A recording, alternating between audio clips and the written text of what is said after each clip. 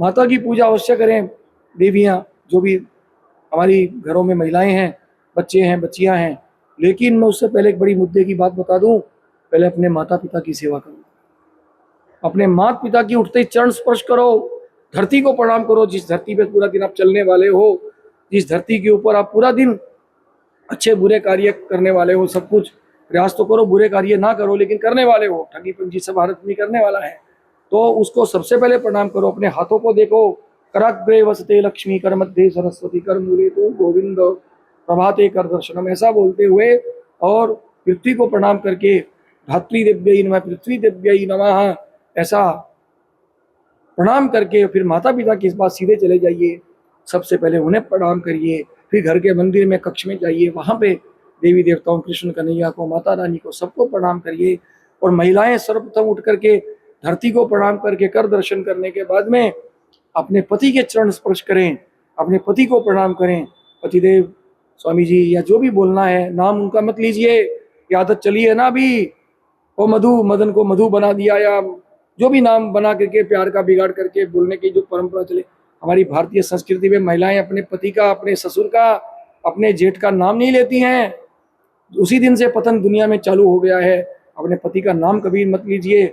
आपके यूपी में तो बड़ी सुंदर परंपरा है, हमारे राजस्थान में भी हुई है कि अरे तेरे पापा को बोल, ताऊ जी आए हैं, या ताऊ जी को बैठने को बोल, ये नाम लेके नहीं बोला जाता है, तेरे पापा का नाम बता दे, ऐसा बताया जाता है।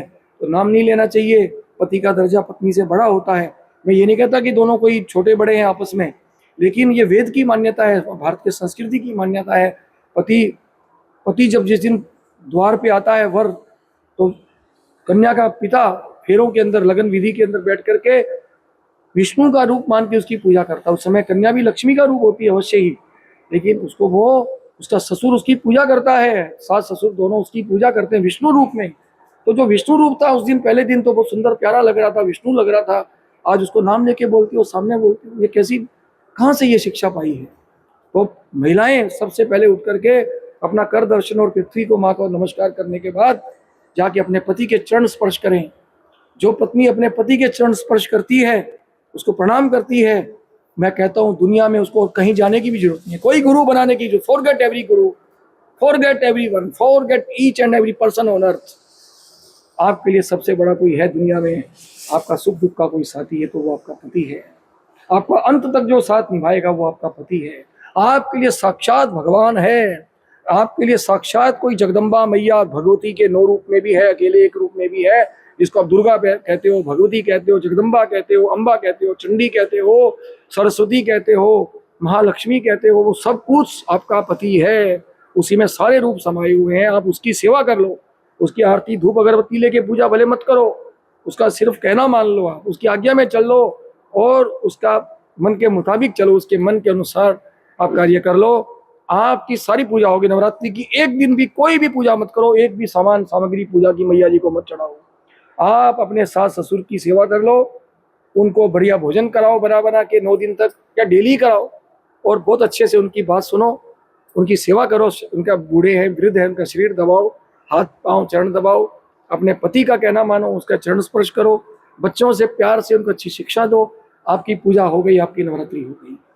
और इतना करने के बाद फिर भी नवरात्रि की पूजा कर लेते हो, फिर तो सोने पे सुहागा, उस पर तो फिर उसका तो मुकाबला ही नहीं हो सकता।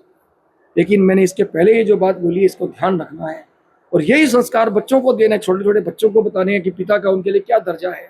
ठीक है, माँ भोजन बना बना के खिलाती है, चूल्हे पे गर्मी में रह रह करके, पंखा भी बंद रखना पड़ता है, बनाना पड़ता है, निवाला एक एक मुंह में देना पड़ता है, और वो जो एक एक निवाला माँ मुंह में देती है, गर्मी में बनाती है, वो एक एक निवाला पिता उसका इंतजाम करता है।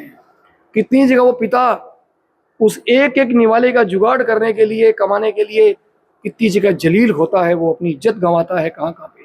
कोई काम के दौरान उसको झिड़क देता है, कोई उसको कुछ उल्टा सीधा बोल देता है। उस कई बार काम करने बहुत दूर जाना पड़ता है, न जाने गर्मी में जाता है, गाँव में जैसे सर्दी का समय, कितनी सर्दी में भी काम करने जाना पड़ता है। अभी आप बम्बई में 4 महीने बारिश चलेगी, महिलाएं बच्चे तो घर पे रहेंगे। आमतौर पे सामान्य एक बात कर रहा हूँ, बाकी तो महिलाएं भी कार्य करती हैं करने को तो।